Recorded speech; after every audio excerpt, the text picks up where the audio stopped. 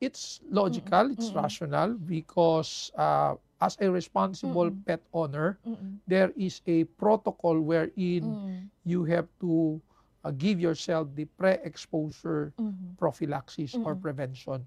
So, nakakover din yan Mm-mm. sa Anti-Rabies Act natin na Oo. kailangan ng responsible pet owners Oo. to receive this vaccination. Oo. Lesser dosage, okay, but same effect na Mm. kailangan natin na protection. Lalo na nowadays, no, mas madami na yung pet parks, mas madami na yung even the grooming salons, nasa loob na ng malls, yung mga pets kasama na, parang Mm. mga babies na nila Yes. nakasama na nila sa malls, going with them. So you also, I also asked, no, out of curiosity kanina, na they have to make sure that they continue and fulfill all their shots, no? Yes, no. Mm-mm.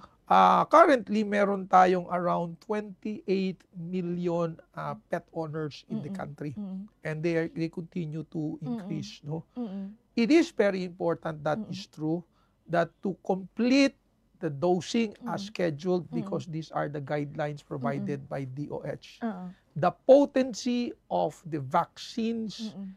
will only have a 100% assurance if you have completed the dose, because it will reach an immune threshold Mm-mm. that can mount protection. Mm-mm. Kung kulang po yun, wala pong protection, it's useless.